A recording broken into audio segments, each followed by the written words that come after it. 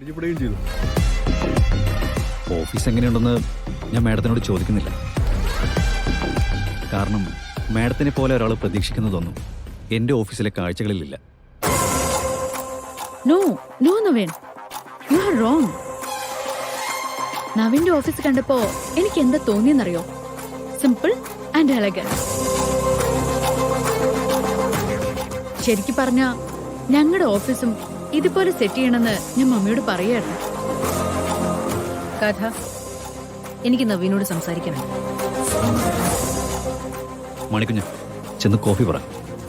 ശരി sir. Madam പറയൂ. നവീൻ, ചിലപ്പോ എന്റെ സ്വാർത്ഥതയാവാം. അമ്മമാർക്ക് മക്കളോടുള്ള സ്നേഹത്തിന് അങ്ങനെയൊരു പേരുണ്ടല്ലോ. എന്റെ മകൾ നവീന്റെ വീട്ടിലേക്ക് കയറി വരുമ്പോ ആ കുടുംബത്തെക്കുറിച്ച് അവൾക്ക് വ്യക്തമായിട്ടുള്ള കാഴ്ചപ്പാടുണ്ടാവണം. നവീനോട് മാത്രമല്ല, ആ കുടുംബത്തിലുള്ളവരോട് മുഴുവനും അവൾ പൊരുത്തപ്പെട്ടു പോവെന്ന് എനിക്കറിയണം. എന്താ മമ്മി?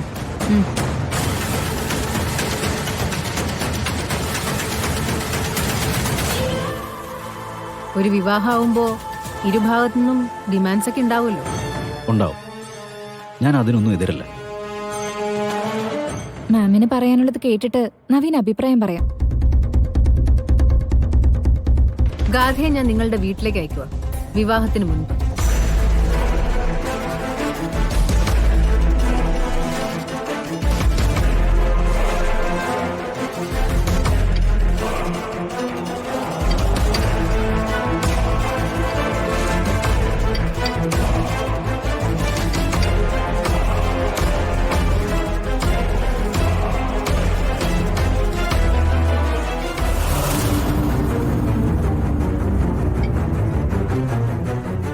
ഗാഥ നിങ്ങളുടെ എല്ലാവരുടെയും കൂടെ വന്ന് നിൽക്കട്ടെ.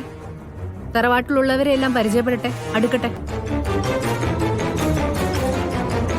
അതിനുശേഷം അവള് കംഫർട്ടബിൾ ആണെന്ന് അവക്കും എനിക്കും തോന്നി നമുക്കിത് പ്രൊസീഡ് ചെയ്യാം. നിങ്ങൾ കോഫി കുടിക്കേ. തറവാടിന്റെ രീതികൾ അനുസരിച്ച് അങ്ങനെ ഒരു കാര്യം ബുദ്ധിമുട്ടാ. എന്റെ ചോദ്യം നവീനോടായിരുന്നു.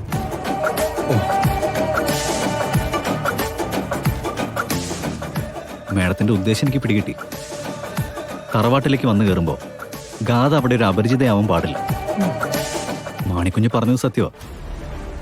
ആചാരങ്ങളും അനുഷ്ഠാനങ്ങളും ഉള്ള ഒരു തറവാടിന് അത് ഉൾക്കൊള്ളാൻ ബുദ്ധിമുട്ടായിരിക്കും.